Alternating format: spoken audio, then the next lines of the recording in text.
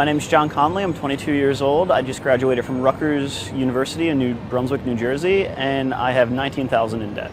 Rutgers is the state university of New Jersey. It was the most affordable school that I got into. I did get into other schools that were out of state that might have had a more prestigious name attached to them, but the debt load I would have to take out would be much higher than $19,000. My name is Magdalene Castro. I'm 23 years old and I attended Columbia University for grad school. I didn't qualify for the student aid and I applied for scholarships and I didn't get any, unfortunately.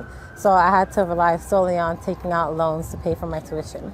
I do need to start paying off my loans because the longer I take, the more interest I'll accrue, which means I have to end up paying more money. I'm taking out a $60,000 loan, but I'm gonna end up paying close to $80,000. I'm Marvin Matthew. I'm 22 years old, and I'm a graduate at the University of Maryland, College Park.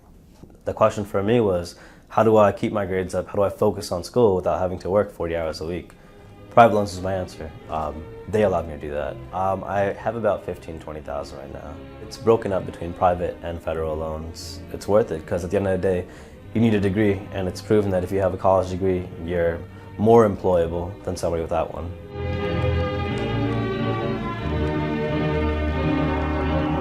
We're not going to be a very picky bunch. We're going to take whatever kind of temporary dead-end gig we can get in order to avoid default.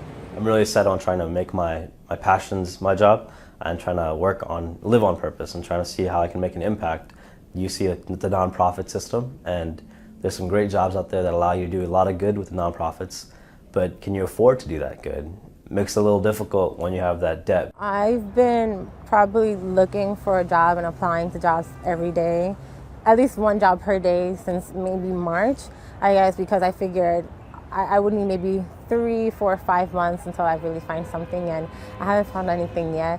I guess I'll give it until the end of the summer, and then I'll say, okay, I'm gonna put this on hold and I'm gonna try to find another full-time job that will pay me well, because come November, I have to start paying back my loans.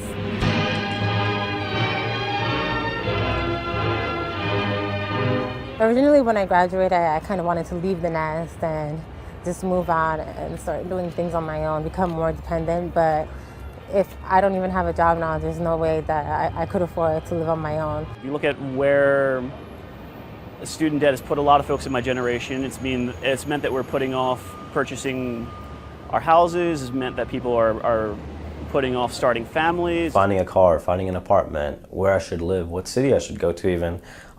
Those are some of the big questions that having student loan debt is gonna impact. If the Stafford loans get doubled on July 1st, then it's even more difficult because then I'm paying a higher interest rate from 3.4 to 6.8. And I mean, with that uncertainty, with not just the market, but with student loans, it's a big factor in where I move and what I do. I'm definitely currently in a place where I'm living paycheck to paycheck, which is really unfortunate because that's the same place where my parents were, and that's the place where they were hoping that I would be working toward getting out of while I was in college. In terms of personal savings, I currently have $75, a Metro card, and a couple of books.